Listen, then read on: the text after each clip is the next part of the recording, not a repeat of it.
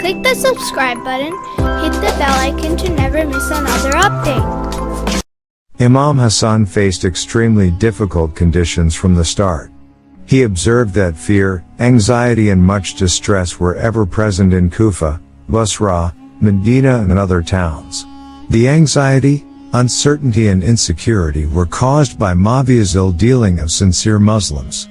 Muawiyah had spread secret agents all over to defame AHLULBAYT.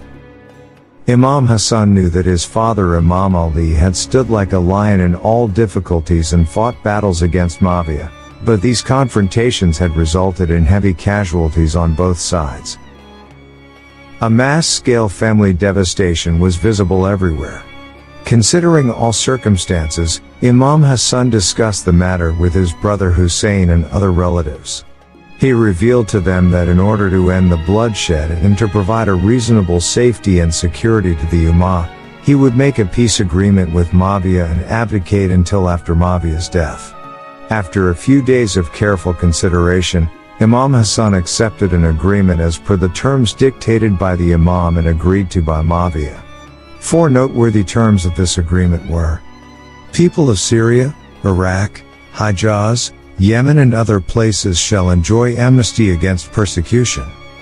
Friends and companions of Imam Ali and all their women and children shall be protected from all dangers. Muawiyah is to immediately stop the use of abusive language with reference to AHLULBAYT, cursing Imam Ali, after Friday prayers. Muawiyah shall not appoint anyone as his successor. Once the treaty was signed, Imam Hassan and brother Hussein moved out of Kufa and settled in Medina. Over there both Imams lost no time in holding nightly meetings for Islamic discussions. The nightly meetings proved very successful and gained tremendous popularity. More people started to attend, to hear the Imams give of their fountain of knowledge on Islam and humanity. The reputation of these meetings began to fly to faraway places. People from as far away as Egypt, Iraq, Yemen, and other distant areas traveled to Medina to learn about the Islamic values. As years passed, the knowledge thus given started to bear fruits.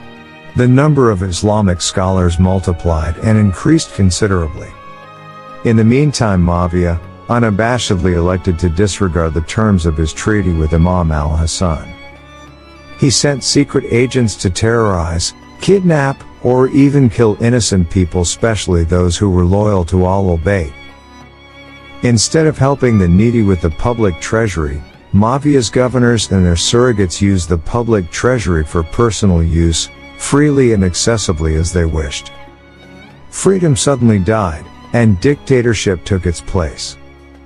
Muawiyah gathered a very large number of collaborators who unabashedly would do anything for money.